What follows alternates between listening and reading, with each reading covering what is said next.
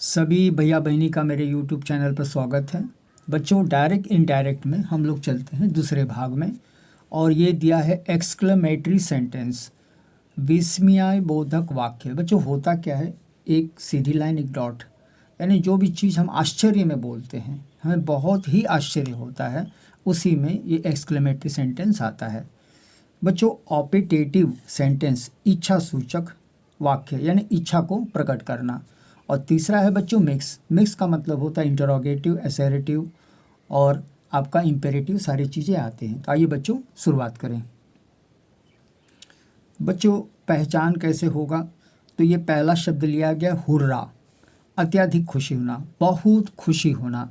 अभी आपने देखा होगा बच्चों, इंडिया पाकिस्तान के मैच में इंडिया जीत गया है, तो इससे इंडियन लोगों को, भारतीय लोगों को अत्यधिक खुशी, यानी खुशी की कोई सीमा नहीं। अल्लास, बहुत दुख होना, अत्यधिक दुख होना। ब्रावो, अत्यधिक आश्चर्य। फाई यानी श्राप देना। तो बच्चों, अगर हुर्रा शब्द आता है तो हमें क्या करना है, एक्सक्लेम्ड विथ जॉय। अगर अल्लास है तो हमें लिखना है एक्सक्लेम्ड विथ सॉरो। अगर बच्चों फाई है तो एक्सक्लेम विथ कॉन्टेम्प्ट, और ब्रायो शब्द है तो एक्सक्लेम विथ सरप्राइज।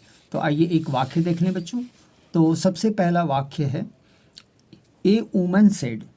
किसे कहती है, थर्ड पर्सन होगा या तो सेकंड पर्सन होगा। A woman said alas I am ruined. औरत कहती है कि मैं बर्बाद हो गई हूँ। तो हम लोग कैसे करेंगे बच्चों, ये सेड और ये अलास, इन दोनों को क्या करना, हटाना है। तो ए वुमन लिखना है, सेड अलास शब्द आया है तो एक्सक्लेम विथ सॉरो। बच्चों, सेड अलास की जगह एक्सक्लेम विथ सॉरो।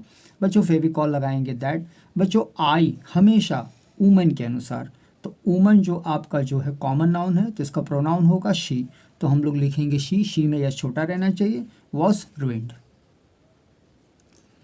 बच्चों, दूसरा है he said hurrah India has one the match. तो हुर्रा शब्द है और अगर सेड है तो इन दोनों को हटाना है। तो हम लोग कैसे लेंगे, ही, और हुर्रा के लिए हम लोग लिखेंगे एक्सक्लेम विथ जॉय। हुर्रा के लिए एक्सक्लेम विथ जॉय। बच्चों, अब आता है India has one the match. यहाँ पे कोई करता नहीं है तो फेविकॉल लगाएंगे दैट। इंडिया का इंडिया लिखेंगे, हैज़ वन द मैच। बच्चों, हैज़ वन द मैच को हैड नहीं बनाएंगे क्योंकि आगे करता नहीं है। ये बच्चों इंडिया भारत देश का नाम है। The principal said bravo you have played well. तो बच्चों कैसे लिखेंगे, द प्रिंसिपल, ब्रावो को हटाएंगे, एक्सक्लेम विथ जॉय। हो गया है, ये सेड हटा, ये ब्रावो हटा। अब हम लोग चलते हैं इसमें। तो सबसे पहले हम लोग लाएंगे फेविकॉल दैट। यू जो है बच्चों यहाँ कोई है नहीं, प्रिंसिपल किसको कह रहा है, तो बच्चों को कह रहा है। तो बच्चों को कह रहा है तो हम लोग मान लेते हैं कि यहाँ पे थर्ड पर्सन है, तो थर्ड पर्सन के लिए हम लोग क्या करेंगे, ही इस्तेमाल करेंगे। यहाँ पे हमेशा ही, हैव का हैड हो जाएगा, प्लेड का प्लेड, प्लेड वेल। बच्चों, ऑपिटेटिव सेंटेंस, पहचान कैसे होगी, इसमें शब्द होगा मे, और ये ऐसे विस्मयादिक बोधक लगा होगा, एक्सक्लेमेशन। सेड या सेड टू हो तो हमें लिखना है विश्ड। विश्ड यानी शुभकामना, प्रेड यानी भगवान से प्रार्थना करना, ब्लेस्ड आशीर्वाद होता है, कर्स्ट का होता है श्राप देना। बहुत सारे हैं तो इतना इससे ही हम लोग काम चला लें। तो आइए देखें बच्चों पहला वाला वाक्य। हाँ, the teacher said to me may you pass in first division. बच्चों, टीचर हमें कहती है कि तुम प्रथम डिवीजन में पास हो जाओ। तो बच्चों हमें क्या करना है, सेड टू को हटाना है, मे को हटाना है, यू को हटाना है। तो देखेंगे द टीचर नीचे है।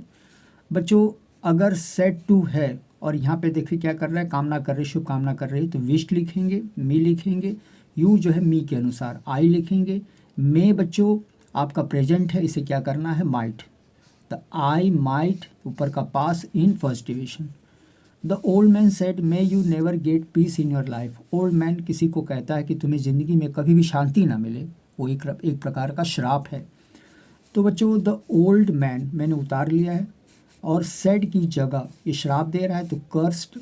बच्चों, हम लोग मे को नहीं लिखेंगे, पहले लिखेंगे फेविकॉल दैट, फिर हम लोग लिखेंगे यू जो है किसको कह रहा है, थर्ड पर्सन को, तो यहाँ लिखेंगे ही, और मे का माइट हो जाएगा, never get peace in your. तो बच्चों योर जो है, योर का हम लोग ओल्ड मैन के अनुसार लिखेंगे हिज लाइफ। बच्चे लोग, अब हम लोग चलते हैं मिक्स में। तो मिक्स का मतलब होता है, इसमें क्वेश्चन मार्क है, इंटरोगेटिव है, इसमें आई विल रिटर्न, जो आई से शुरू हो रहा है, सब्जेक्ट से हो रहा है, ये आपका एसेरेटिव है। प्लीज़ हेल्प मी, ये इम्पेरेटिव है। तो तीनों का भाव हमें क्या करना है, सेट टू के हिसाब से बदलना है। तो पहले हम लोग लिखेंगे राम। बच्चों सेट टू है तो क्या इसका लिखना है, अगर why do you not lend me your pen, ये इंटरोगेटिव है, तो हम लोग यहाँ क्या लिखेंगे, आस्ट मी।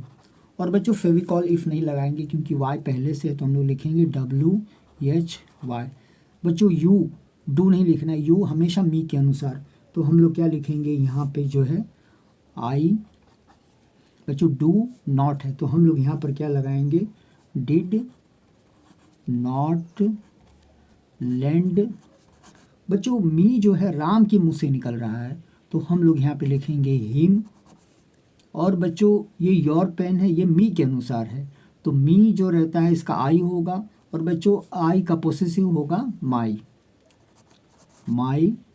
पेन।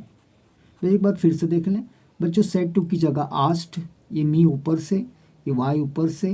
बच्चों ये यू का मैंने आई क्यों लिख दिया, क्योंकि यू जो है हमेशा सेकंड पर्सन, ये ऑब्जेक्ट के हिसाब से, मी का क्या हो जाएगा आई। अगर डू नॉट है तो हमें लिखना है डिड नॉट, और बच्चों लैंड लिखना है।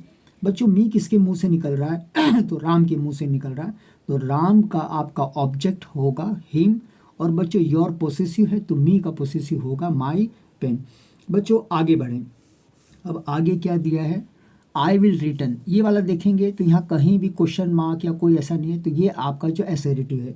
तो हम लोग एक वाक्य लगाएंगे, ही टोल्ड मी, और बच्चों फेविकॉल लगाएंगे दैट। तो अगर सेड टू है तो उसका लगा देंगे टोल्ड मी। देखेंगे सेड टू मी, तो टोल्ड मी इधर का, इधर हम लोग लगा देंगे ही थर्ड पर्सन, और फेविकॉल लगा देंगे दैट।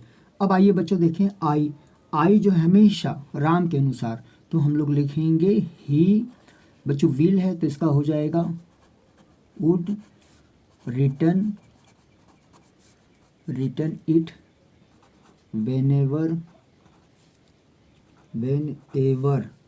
बच्चों यू किसके अनुसार, यू जो हमेशा मी, वेन एवर आई वॉन्ट।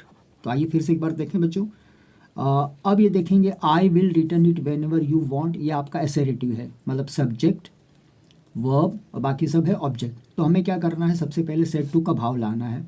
तो हम लोग ये जो राम है उसका लिख देंगे ही, सेट टू की जगह लिखेंगे टोल्ड, और इधर लिखेंगे मी, फेविकॉल लगाएंगे दैट, और आई मी के अनुसार ही रहेगा बेटा। विल का वुड हो जाएगा, रिटर्न का रिटर्न, इट का इट, वेनेवर का वेनेवर। बच्चों यू की जगह मैंने आई क्यों लिखा है कि यू मी के अनुसार आई वॉन्ट। अब देखेंगे बच्चों please help me the need. बच्चों फिर से हम लोग ये सेट टू का प्रयोग करेंगे, और हम लोग कैसे लिखेंगे, फुल स्टॉप देन।